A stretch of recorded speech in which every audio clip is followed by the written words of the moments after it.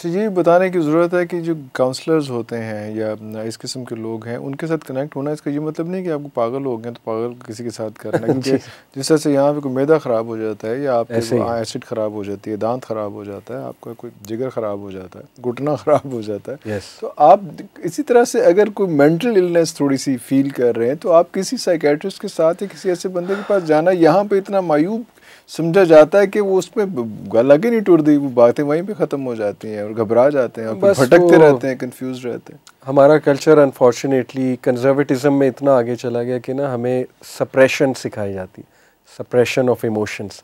जबकि नबी अकरम सल्लल्लाहु अलैहि वसल्लम को हम देखें तो ही वाज वेरी एक्सप्रेसिव, रोते भी थे।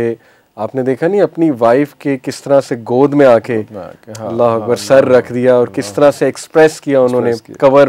मी। तो ये पता नहीं क्यों हमें सप्रेस करना सिखाया जाता है और मर्दों को सिखाया जाता है कि you are suppose to be very strong, तुमने रोना नहीं है, मर्द हो तुम, ये वो। तो कम ऑन, बी एक्सप्रेसिव और एक्सप्रेस करना सीखें और जाएं, सीक आउट हेल्प। अभी आप देखें अनफॉर्चुनेटली मौलाना तारिक जमील के जो बेटे हैं, बड़ा अफसोसनाक वाकया।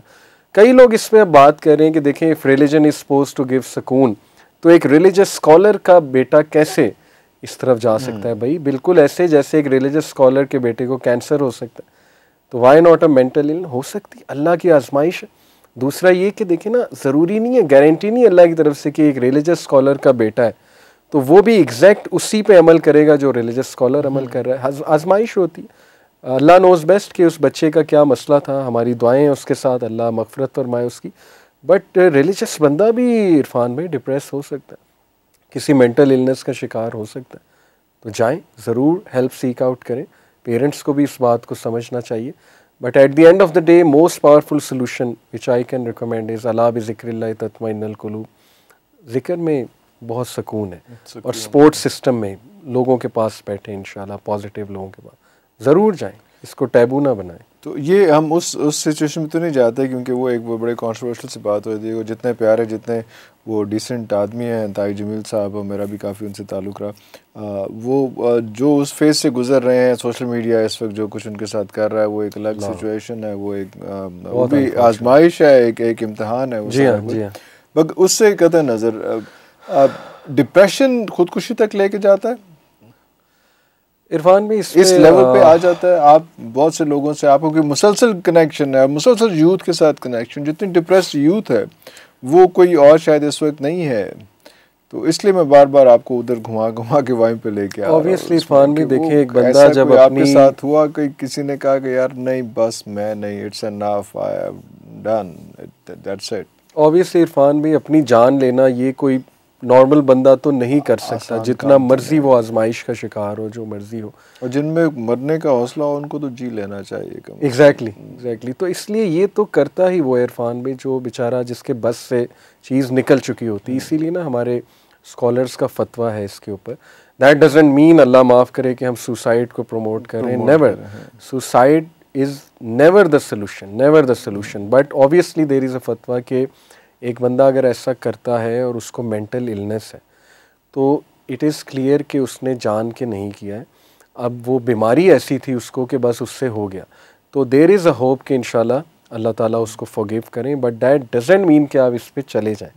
ये तो एक कॉवर्डली एक्ट है मेरे नज़दीक, और हिम्मत करनी चाहिए इंसान को, क्योंकि जब कोई खुदकुशी करता है तो ऑब्वियसली वो मेंटली फिट बंदा तो खुदकुशी नहीं करेगा, वो उस नहज पे पहुंच जाएगा और मेंटली अपने आप को इतना चोक कर लेगा और मेंटल इलनेस के उस एज तक पहुंच जाएगा, तभी वो ये हरकत करेगा ना। एग्जैक्टली। तो इसको भी थोड़ा सा डिबेट को शायद अभी ये this is not a right time, क्योंकि एक ऐसी सिचुएशन हुई है तो इसको तो वो लोग कहीं जस्टिफाई कर रहे हैं, कुछ ऐसा कर रहे हैं, लेकिन आई थिंक इसको भी ये एक that might be a startup कि इस पे डिबेट की जाए और देखा जाए इसमें कोई इसका सोल्यूशन निकाला जाए। और शायद वो जो इर्द गिर्द के लोग हैं उन पे भी बहुत बड़ी जिम्मेदारी आती है कि कोई ऐसा बंदा इतने डिप्रेशन फेज में जाता क्यों है, और जो माशरा है वो कैसे बिहेव करता है, वो उसको कैसे सपोर्ट करता है, वो उसको कैसे अपब्रिंगिंग उसकी करता है, साथ लेके चलता है कि वो एक तो डिप्रेशन वाला बंदा अपने आप को आइसोलेट कर लेता है और सारा, तो कैसे वो माशरा जो है, जो इर्द गिर्द के लोग हैं उन्होंने कैसे उसके साथ बिहेव किया। तो शायद वो भी क्वेश्चनेबल होंगे कि यार एक सिचुएशन आई तुम्हारे इर्द गिर्द, उसमें वो जो हमसाये थे, अगर हमसाये को नहीं पता कि तुम्हारे साथ बंदा इतना डिप्रेस्ड है या भूखा है, हमसायों की तो एक हमसायगी के बारे में तो बहुत बड़ी बड़ी बातें, बहुत बड़ा बड़ा जिक्र किया जाता है दीन के हवाले से, लेकिन वो सिर्फ रोटी खिलाने के लिए नहीं है, वो और भी आई थिंक वो बहुत सारी चीज़ों पूरी बॉन्डिंग है, वो पूरी बॉन्डिंग है। तो इसको थोड़ा सा एक्सप्लेन करेंगे कि कहाँ पे मतलब कोई वे आउट नजर आ रहा है कि बस ऐसी कहीं छुट्टी हो गई क्योंकि डिप्रेशन हम लोग जब निकलते हैं, आप सड़क पे जाते हैं, सड़क पे एक बंदा दूसरे से लड़ रहा है और वो बाइक का कोई टक्कर हो गई है, कुछ हो गया, साइकिल वाले ने कुछ कर दिया या कुछ, तो वो असल में वो सड़क पे झगड़ रहे हैं, तो मकसद तो झगड़ा नहीं है, वो अपना कोई कथारसिस है, अपना कोई गुस्सा है जो अपनी भड़ास है जो उस साइड पे निकल रही है। तो किस तरह से लोगों को थोड़ा सा सैम्पल किया जाए, किस तरह से थोड़ा बड़ा इंटरेस्टिंग सवाल है। टू बी ऑनेस्ट कभी कभी तो मायूसी हो जाती है, इवन मुझे भी हो जाती है जब मसाइल सुनते हैं, रियली बंदा सर पकड़ लेता है कि कहाँ से शुरू करें, क्या क्या ठीक करें, मतलब ये भी खराब है, ये भी खराब और सरप्राइजिंग मसाइल, वो नॉर्मल मसाइल नहीं है जो आपका आज का जो एक मौलम है वो 5, 6, 8, 10 मसाइल के हल बता देता है। एग्जैक्टली। और वो वाले मसाइल नहीं है वो आज की यूथ का और रौला ही नहीं है, वो मसला ही नहीं है, उसका जो मसला है उसको कैसे पहुंचना है, वो तो आपके लिए भी हर बार कुछ सरप्राइज होता होगा कि यार इनको किस तरह से हैंडल करें, किस तरह से टैकल करें। बिल्कुल, डैमेज तो बहुत हो गया इरफान भाई, और कुछ मेरे दोस्त हैं वो तो कहते हैं इरिकवरेबल डैमेज हो चुका है, मतलब इरिकवरेबल, लिटरली वो ये वर्ड्स यूज करते हैं, मतलब मेरे कुछ साइकोलॉजिस्ट दोस्त हैं, this what I am saying, वो हमें बताते हैं कि रिकवरेबल डैमेज हो चुका है, अल्लाह माफ़ करे जिस लेवल पे मेंटल इलनेस चली गई है। बट हम ये नहीं कहेंगे, मैं तो बहुत होपफुल होता हूँ हमेशा, क्योंकि अल्लाह ने बैलेंस में बनाई है पूरी कायनात, देयर इज़ ऑलवेज बैलेंस, हक और बातिल की जंग भी है, डिफ़िकल्टीज़ और ईज़ भी साथ साथ होती हैं, फ़इन्ना माल उसरी उसरा इन्ना माल उसरी उसरा, यहाँ तो अल्लाह ने एक डिफ़िकल्टी के साथ 2 ईज़ का वादा किया है। फिर देखें, Allah is the one who revives dead earth, बंजर ज़मीन को आप देखें हरियाली अल्लाह दे देता है, तो बंजर दिल को, एक बिल्कुल डेड सोल को क्यों नहीं अल्लाह रिवाइव कर सकता। तो मायूसी नहीं है इंशाल्लाह, और हमारे सामने हंड्रेड्स ऑफ एग्जांपल्स हैं, ऐसे लोग कि मैं इमेजिन नहीं कर सकता था कि ये बंदा एक्टिव हो जाएगा,